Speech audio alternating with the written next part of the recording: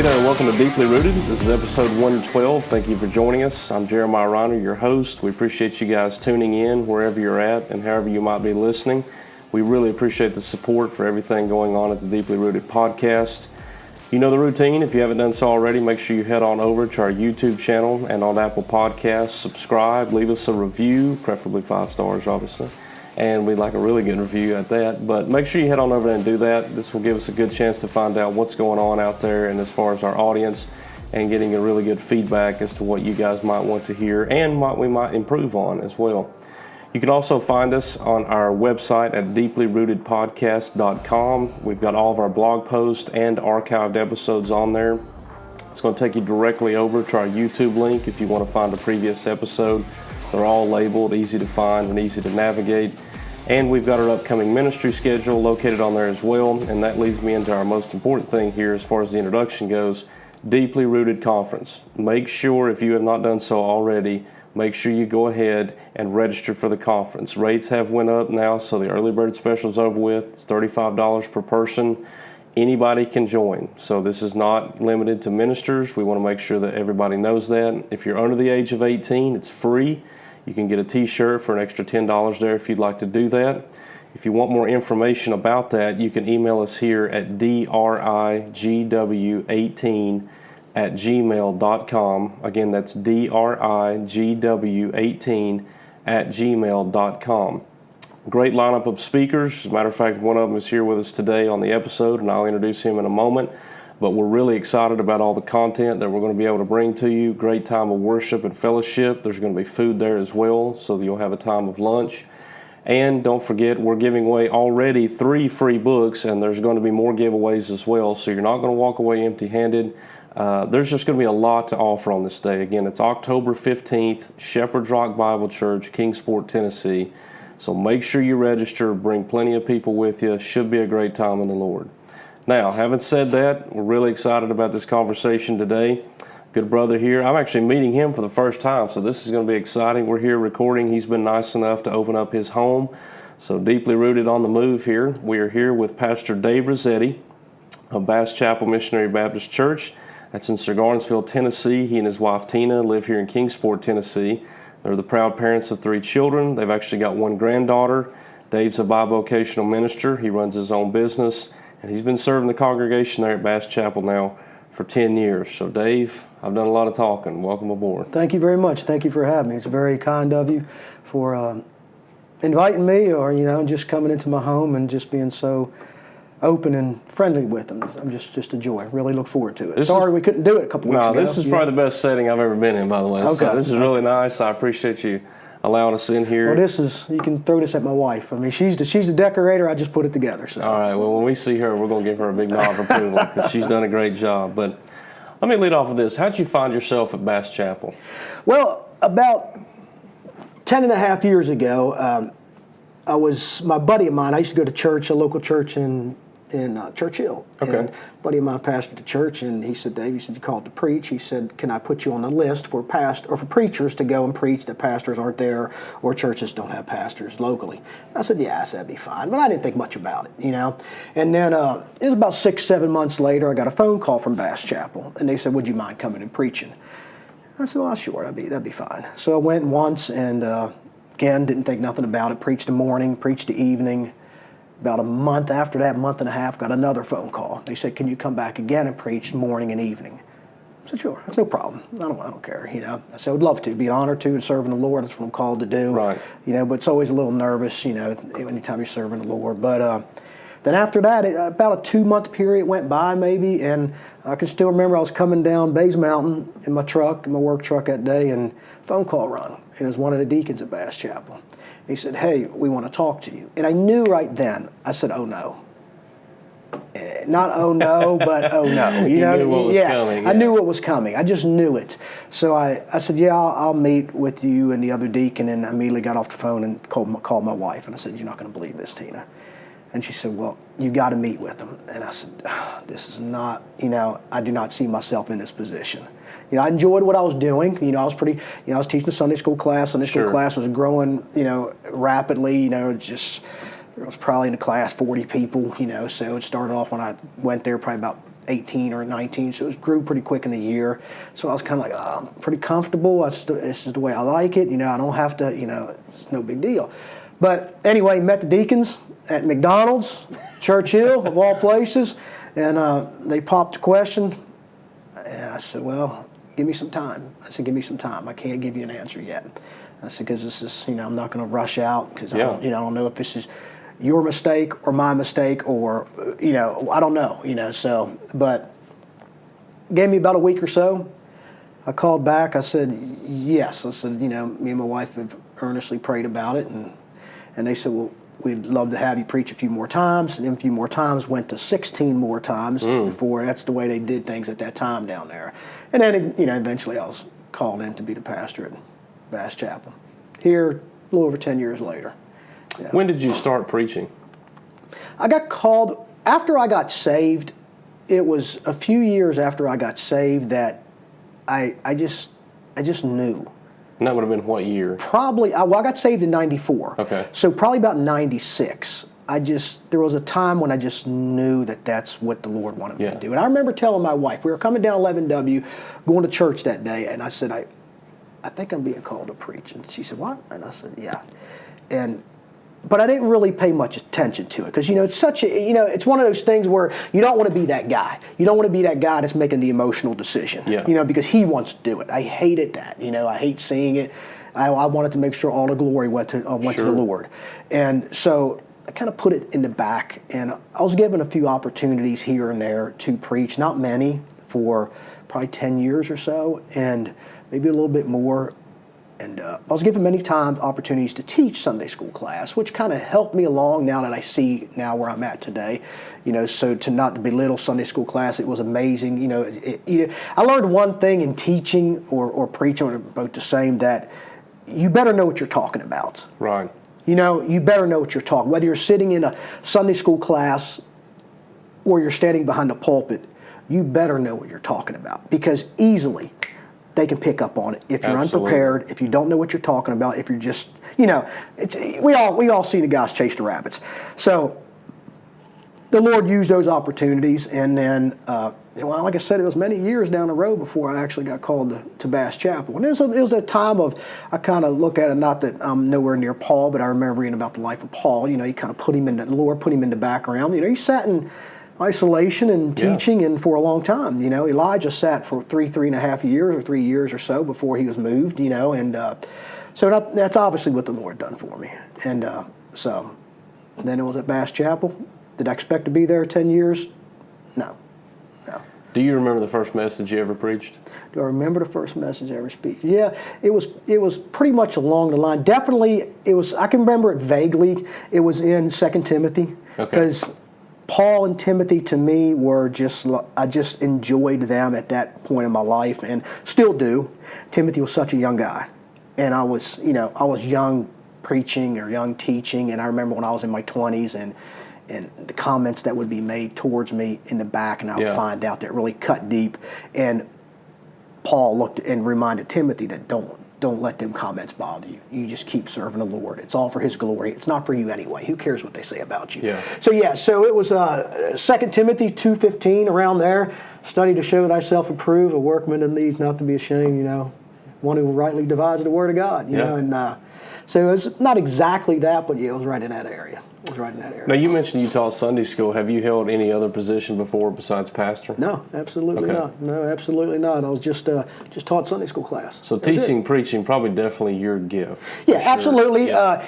I've been asked before, would you do anything else? Yeah, I would. Sure. I don't care. Me and my wife have been on a few mission trips. We've been to Nicaragua a few times. We've been to Dominican Republic, and we're always open to go back wherever. And the reason why I'm saying that, because not only did I preach there, but I worked with the children, and there was times when I taught Sunday school class here locally in the children, in the 9-10-year-olds, some 12, 13, I can't remember the ages, but I didn't really care, because there was always an opportunity to teach. Yeah. And like I said just 5 minutes ago, go back to that, is that you better know, whether it's a 6-year-old or a 16-year-old or a 56-year-old, you better know what you're talking about. And you can't belittle the 6-year-old just because they're 6 years old. Actually, it's difficult to teach them, because in some sense more difficult in some, because you really cannot. You've got to get everything right, and you don't really get much feedback. Yeah. At all, except running around. So it's not like you're getting feedback to fill the time, the class, and to help you navigate what your lesson is that week from an adult or something. So a 6-year-old is pretty much on you. You better be prepared to fill that amount of time with the Word of God. Speaking of kids, has church always been something a part of your life? Did you grow up going to church, or is that something later? No, I was born and raised Roman Catholic. Wow. Yeah, in and out of the church. Is this Northeast Tennessee? No, this is the north. This is New Jersey, Gotcha. Pittsburgh area. Moved around a little bit. My brothers were altar boys, my older brothers. Okay. And I met my wife actually when I was in the Marine Corps. I met her in the Marine Corps on a blind date. Her best friend here locally needed somebody to pal around with her, which of course she took my wife Tina, because she was going to go down and visit her husband at the time. So of course she didn't want a third wheel, so she drags Tina. My buddy Jeff looks at me. I'm stationed in Japan at that time, and he says, "Dave," he said, "I need somebody to take this girl out."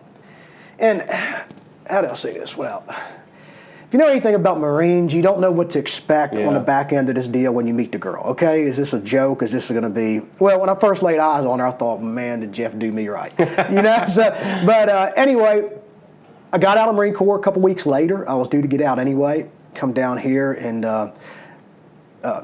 spent time with her here, and we actually we lived together before we were saved. I was so full of the world, and a year later is when this is 92 when I got here.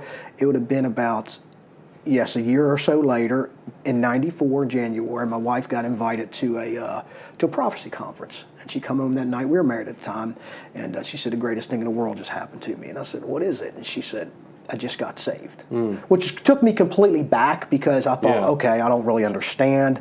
I understood a little bit because the guy who I was working for at the time, my boss, my foreman, he was John. He was of the Reformed faith, believe it or not. Okay. What a shocker, huh? And so he would always listen to cassettes at that time. I don't know if a few might not understand what a cassette is now, listen a lot or whatever. But he would always listen to cassettes of this guy named John MacArthur, and it was all the time MacArthur and this other guy named R.C. Sproul. So I kind of picked up a little bit of what my wife meant by being saved, but I really didn't pick up much. So she invited me to the conference the next night, and I went that whole week, and that following Sunday, she led me to the Lord. Wow. Led me to the Lord, and I remember picking up the phone. I picked up the phone. It was hanging on the walls where you had cell phones. Yeah. I called my mom. I said, "Mom," I said, "you wouldn't believe what happened to me." She said, "What?" I said, "I got saved." Immediately, she calls my Aunt Rosie in Allentown, Pennsylvania, and the word is I joined the cult. Because you're going from the Catholic religion that's so inbred a certain way to a complete different, and they believe that they are the end all be all. So. Did your family ever come around to that? Yeah, my mom did. My dad passed away in '99. I talked to him about the Lord. I don't know. But I know about my mom for sure. Me and my wife led my mom to the Lord probably about 3-4 years before she passed. But my brothers, I got one brother that professes, but the others I got four brothers and one sister. I got one brother that professes, but I don't know if he really knows. You know what I mean? It's just one of those deals you just don't know. But I come from as far as my testimony. My life was a life that was full of the world. It started really early in my life. And at 12, 13 years old, I was pretty much wrapped up in the things of the world. Even at 12 or 13, things that I don't like to talk about, I don't like to think about, and that progressed on, and it just grew worse and worse. As I went to the Marine Corps, and so to see the Lord take me all to His glory, to take me from that lifestyle to where I am now, or to where I was when I come to faith. I remember the first time I gave my testimony. One of the first times was in a Sunday school class at a local church here. This years ago, and a gentleman, Sunday school teacher, asked me to give my testimony. I said, "Fine." I said, "I'll give it." And I, there for about 25, 30 minutes, it was really about my life in before Christ. 10 minutes after, it was about Christ. Yeah. I didn't pick up on that. And about 6-8 months after I gave my testimony, some girl come in, one of the class members of that class, she was about my age at the time, in her 20s, mid-20s. She was married, and she said, "I'd like to listen to your testimony." And I said, well, okay. So I didn't think much about it. I said, okay, well, thank you. I said, just kind of blew it off. And she said, because I'd like to hear about all the stuff that you did. And I will never forget that. I'll never forget her face, forget her name, forget her husband by what she said. Because I left there and I thought, wow, 35 minutes went to my sinful lifestyle. Yeah. 10 minutes went to Christ. All the glory was stripped from him. Yeah. You know what I mean? Right. And I think that's a danger. I mean, I'm not saying if anybody's listening to a podcast tonight, but I've learned in my ministry to, when somebody wants to hear my testimony, they'll hear, that my life was not, it was sucked into world, things that, and I've actually prayed to the Lord several times early on in my ministry to the Lord just to get this stuff out of my mind, because it just plagues you, and sometimes I'll see things go on TV or the news, and it'll bring back. Yeah. So I've learned that, Dave, when you give your testimony, 40 minutes goes to Christ, 5 or 10 minutes goes to you. Yeah, that's good wisdom. And who you were at that time. And it might not be as interesting, per se, to somebody sitting, the average Christian or an unbeliever sitting out there. Because a lot of times, I mean, you'll see the advertisements. So-and-so comes from a just sinful lifestyle of crime and drama, whatever it is, and he got saved or she got saved. They're giving her testimony. What a house is packed. Yeah. You know what they want to hear. They want to hear about he or she's craziness for an hour, and then give me 5 or 10 minutes of Jesus, and we're good. And I learned that early on. That's no. Yeah, really competitive in nature when people do that. And honestly, nobody any more saved than anybody else. No, exactly right. No, it's not. And that's one thing. You look at Paul and his life, and the Lord. This one's mine. On the road, the dirty road to Damascus. This one's mine. Yeah. Okay, and that little 10-year-old over there, that one's mine. If it was the same day, I don't know, but you know what I mean. Yeah. And this one's so wretched, so sinful, a murderer, just you name it. He's probably had his hand in on it, and that one there is wicked too, And that one's mine, and it's not about the sin; it's about Christ. Yeah. It's about His power to overcome that. And I've always made a point to make sure you, Dave, is get the glory back to Jesus, get it back to Him, and get on the pulpit, think yourself as small, try to always think to myself, if I could, I'd build a bigger pulpit and something to stand behind where I just barely see over the top, because I don't really want the attention. Right. I honestly don't. I can care less about, I just want Him to be glorified. So, that's good. Yeah. Now, you mentioned how you and Tina met. How long before you guys got married and then started a family? We were. She had 2 kids before she was married she just turned 17. Her husband pretty much abandoned her. Okay. Adultery and all that stuff, and so she pretty much it was nothing there, and she filed for divorce, and he did, and then after, like I said, after that, I met her a little bit after that, not far after that, and then sometime close to that. I can't remember exactly the time frame. But and then we met a year later. We got married, and we adopted our child, our third child. We adopted her. Yeah. We adopted her when she was 8. She was a foster child. We adopted her. We got her when she was 5 and adopted her when she was 8. So awesome. And that's it. Yeah, my wife wasn't saved either. She was, like I said, when I told you about when she jumped on the bed and talked about how the Lord saved her, and so you look at it and you see all that stuff that people go through in the past, all that's forgotten, and it's all for Him. How's the family handled you as a minister? Because I know sometimes, here we are, we're caught up in it, we love it, and everything that comes with it. But you also have to remember, you've got people with you the entire way. My wife, seeing things people don't see. My wife, I couldn't have asked for a better helpmate in the ministry. She supports me 100%. I support her 100% in Bible study fellowship and what she does. I mean, it's just she does so much behind the scenes at Bible study fellowship. Sometimes more at a certain point of the year than I will do as a minister of a small church. Wow. Yeah, and but yeah, super supportive. Kids, the kids are the kids. They just come and go. They got their own thing going. As far as my brothers and sister, They're not much. My one brother, the one I said that straddles the fence, I don't know where he's at. He'll call every now and then or shoot a Bible verse, make reference to Christ, and we'll talk about the Lord. So, I don't know, you know what I mean? As far as my wife, it's been 100%. I couldn't have asked, just such a blessing. I always like to ask this to guys, especially men that are a little seasoned, and you've definitely been on the road long enough to give an answer to this. Any advice out there for younger ministers who have families that are young and they're right in the thick of it now? Yeah, it's easy to throw yourself into it and think you have to do everything. Because what you're doing basically is you're setting yourself up for a burnout. And they've probably heard of that before. But you hear about it and actually go through it is two different things.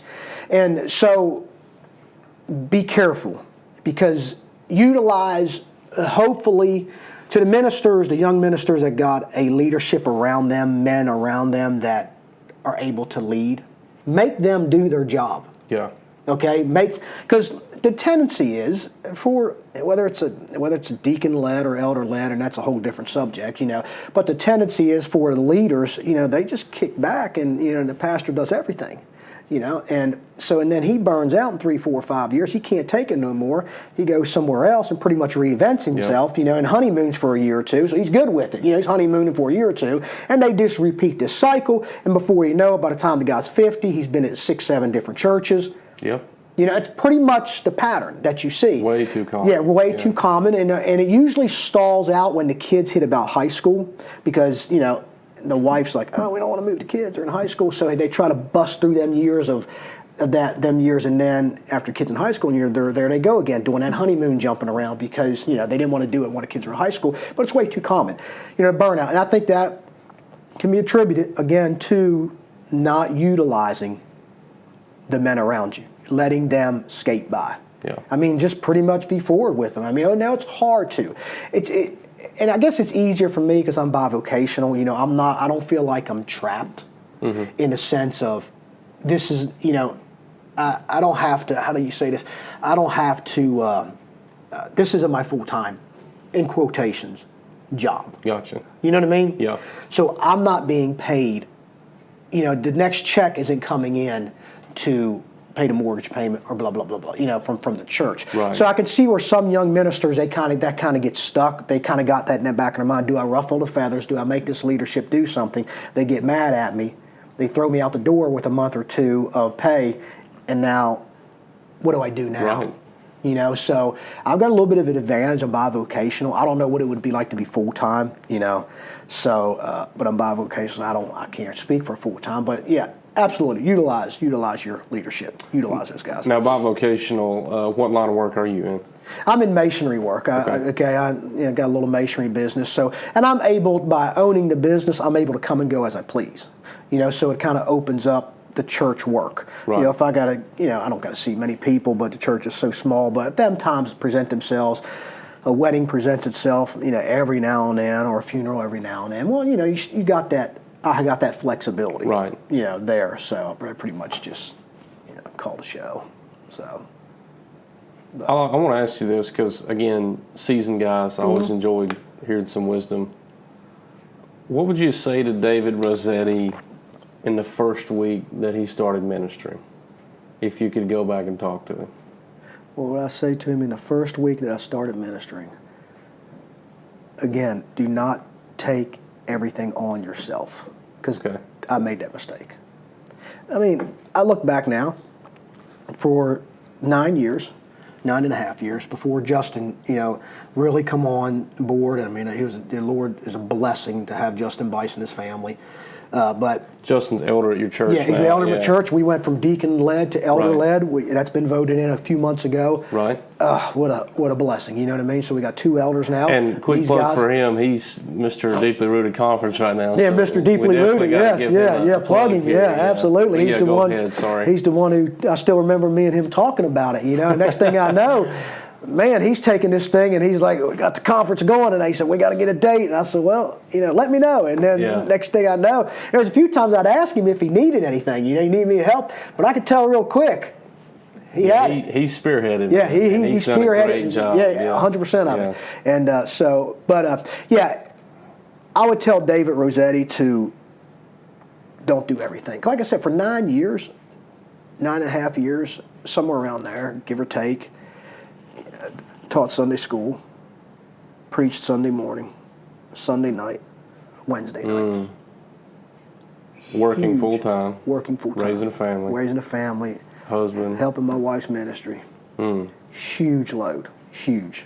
Times we would come down 11W and I would say, I'm done. Just a little bump in the road at the church would make me think, I'm done. Yeah. But, absolutely, that would be it. Like I said, Justin and Lee Malky, who's the other elder at the church, a blessing. They picked up so much slack. Even when I'm, been out sick or things pop up with my wife or away on vacation, I worry about nothing at the church. I literally, because they just step right in and just pick it up. So. What's your favorite part of ministry? Favorite part of ministry, the people. Okay. The people. Yeah. What part are you still growing in? Or at least the part that you think most about you grow in? As far as dealing with the people or just in general, just in ministry? Well, just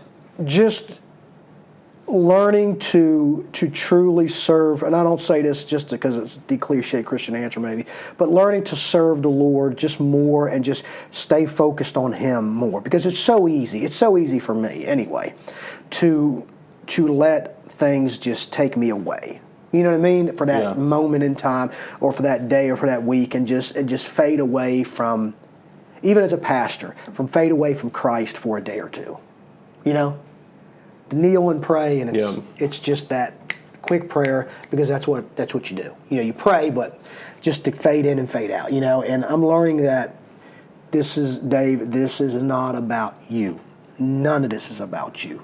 Even your time away is not about you. This is about me, and I must be with you.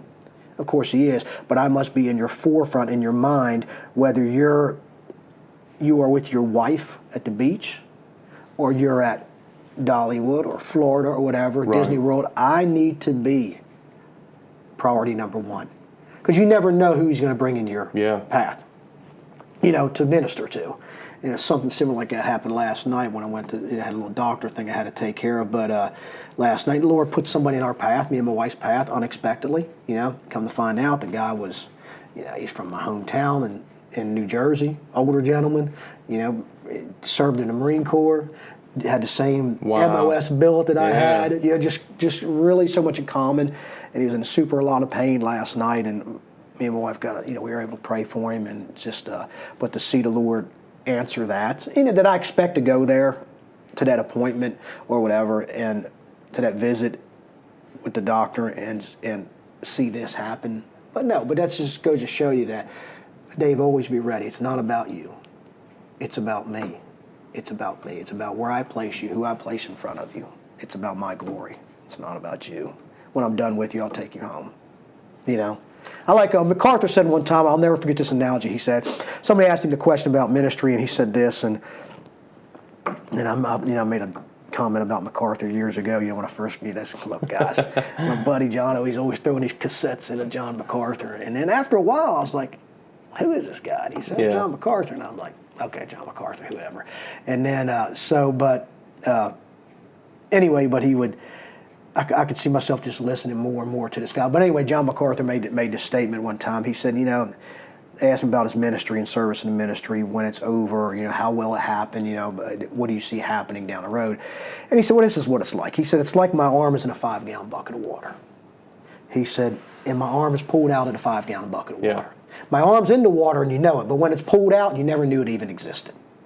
He said, that's the way I want to see my ministry. Right. I want to see my ministry as it never even existed. You know what I mean? Yeah. Because I'm replaceable, and the Lord will put somebody in behind the pulpit just as easy as He placed me, at that time. It was probably 30 years since I heard Him make that statement. So, but so.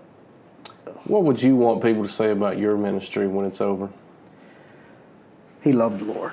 Yeah. He loved the Lord. Yeah. I love Him because I see my life then and I see my life now, and I loved Him, and I didn't waver on Scripture. I know we do at times, but I would love to be that guy that's remembered as one who loved the Lord and never wavered on Scripture. Yeah, he never wavered. Good. You know, even though it wasn't popular, even though it caused friction within the family, within the church, you know, whatever, he never wavered. He always kept his focus, you know. And I know I don't, but that would be the ideal, you know, that would be the ideal, the ideal, you know, situation, I guess. But well, let's shift gears, because serious answer out of the way now, because I told you we were going to do this. We always like doing this with ministers. We're going to give you some rapid fire questions. They're fun, exciting, and it lets people know a little bit more about you. We're just guys. Should I be prepared for this? No, not really. It's better that you're not. Okay. Okay. So there's 10 of them. You ready? How many seconds do I got for an Well, answer? you're a Marine. You're ready for this. Okay. I got full confidence in you. Go ahead. All right, number one. What's your favorite candy? My favorite candy. Gosh, I'm not a big candy eater. Oh, M&M peanuts. Good. Water, soda, or coffee? Soda, Diet Pepsi. Nice. Where's the last vacation destination you were at? Florida. Dogs or cats? Dogs. Attaboy. English Bulldog. Okay. Favorite sports team? What sport? Football. It's football Dallas season. Cowboys. Oh, hallelujah. I knew I was in good company. One food item you could do without forever. Liver. I can't stand it. Oh, okay. My mom force-fed us when we were kids, liver. I remember mixing it in applesauce and mashed potatoes just to get it down. That don't even sound good, fixing it that way. It was horrible. What's the last book you read? The last book I read would probably have been, I'm going through a book, I can't remember the last book. The last true book I've read? I go through so many of them, and I really don't, you know, I'm going through a book right now. Does it really matter? What was the last book I've read? Truly went through. Good grief. Because I go through, I'm going through 4 or 5 of them right now.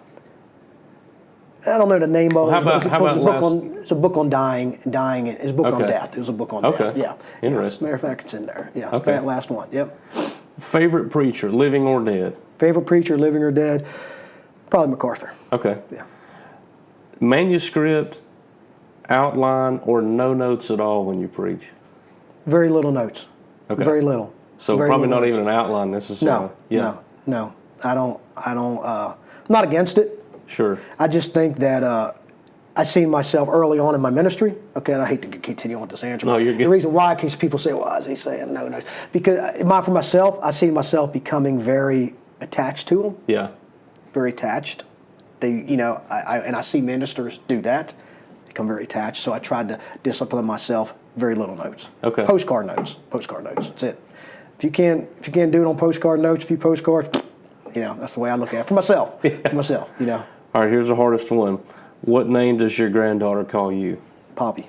Poppy. All Poppy. right. I like it. Big Poppy or just Poppy? Just Poppy. Okay. Poppy. After she rolls her eyes, because Yeah. now she's 12 years old, so I'm not cool no more. I like it. I'm not cool.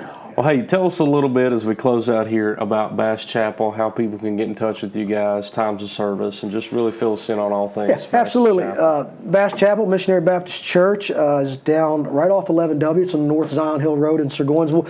Go on down 11W as you're going towards Sirgoinsville, and there's a Pizza Plus and a dollar store there on the right-hand side. You'll go past the Pizza Plus and a dollar store on 11W. As you're into Sirgoinsville area, you know, Right. you're still on 11W. Make the third right on North Zion Hill Road. Make that third right on North Zion Hill. Take it down there. We're a little white siding church on the left-hand side, about a mile off 11W. Services, 10 o'clock, Sunday school. 11 o'clock service. 6 o'clock service on Sunday night, and 6 o'clock service on Wednesday night. And they can find you guys on Facebook Yes, as find well. us on Facebook. Yeah. You can find me. I'm on Facebook. Me and wife. It's Tina David, one word. Okay. Rossetti. You know, so we're on Facebook. You can like us, friend us, whatever, however that works. But or you can find the church is on Facebook. So yeah, there's different ways. Awesome. Yeah. And speaking of Sunday night services, right now in the month of September, we're a little behind on this, but Yes. they're having basically kickoff to the conference, Yes. really, however you want to phrase that. I think Justin called it plowing ahead, which I thought plowing was ahead, good. Yeah, yeah. plowing down, plowing ahead. Yeah. But basically, we're having guys from most of the churches that are supporting. I think it's about 4 or 5 Sundays in a row. And you guys said you start at 6 o'clock on Sundays, and we're having different ones come in. So if you haven't done so already, like and follow us on Facebook or Twitter or Instagram at the Deeply Rooted Conference. And Justin does a good job of posting that on there. Ministry schedule for the Sunday evening services are there. They're all at Baptist Chapel. Already had one so far. Yeah. Got, I believe, 3 more coming Got 3 up. more Yeah, coming really up. looking forward to them. Hoping to be able to make it out to maybe a couple of them for sure. Yeah. But yeah, if you're coming to the conference, this is a great way to kind of get introduced to other people. If you're in the Northeast Tennessee area, it'd be a great time to come out and fellowship. But again, that's 6 o'clock Sunday nights in September at Baptist Chapel Missionary Baptist Church. So I know they'd love to have you out there. Be a great time together. Absolutely. And just real quick plug again, October 15th, make sure you sign up and register there at deeplyrootedpodcast.com. You can make the payment there. That's going to get you a t-shirt and 3 free books right off the bat. So come on out. You're going to hear really good preaching, awesome fellowship time, good meal together, really good time of worship. Should be a great day in the Lord. Again, October 15th, Shepherd's Rock Bible Church. And, quick plug again, deeplyrootedpodcast.com, YouTube, Apple Podcasts, subscribe, leave us a review. Find us on our Facebook group page. We're always putting stuff up there daily. So if you want to be involved with what things we're doing at Deeply Rooted, head on over to that Facebook group page. That's the best way to find out what we're doing. And again, if you'd like to email us, that's drigw18@gmail.com. That being said, Dave, appreciate it, man. Hey, one other thing about the conference, and we can hang it up. Justin, like I said, we plugged Justin, but he's already working on Deeply Rooted Conference, October 2023. I've heard, yes. And he's already, there's some, he's been in contact with, some, we don't know. Maybe some heavy hitters, I've heard. Might be a heavy hitter. So a little tease for. Yeah, a little tease for 2023. And you could host a podcast. You know what's going on. He's already doing that. So we're kind of excited. We're kind of excited to see what the Lord's going to do. I'm and like I said, really it's not about us. It's not about the speakers. It's about glory of Christ. It's about the Lord to be lifted up, Him to be glorified, Him to be praised, Him to be exalted. And for us just to take the back seat. Yeah. You know what I mean? And hopefully some people that show up that kind of just stroll in there, maybe thought they were saved, really aren't. Right. Or maybe some that know they're not saved and just, just stroll in. You never know. So I'm kind of excited about it. Looking forward to it. Looking forward to hearing you preach. Dave's going to be there. He's going to be one of our preachers. So that's kind of why we're having him on Psalm here 1. right now. Psalm 1. Psalm 1. And the title of yours was? Psalm 1. I don't Psalm know. 1. Psalm 1. We're at Psalm 1. So, don't ask him for his notes, by the way, because he won't have Psalm much 1. yet. I won't have much. I don't really keep much. Like I said, I don't try to, nothing, not against them. Yeah. By no means. But just, Looking forward to it, brother. Really am. Yeah. It should be a good time. Could be exciting time. Could be exciting. So make sure you're there. October 15th, Shepherd's Rock Bible Church for the Deeply Rooted Conference. So love you guys. Hope y'all have a great week in Jesus.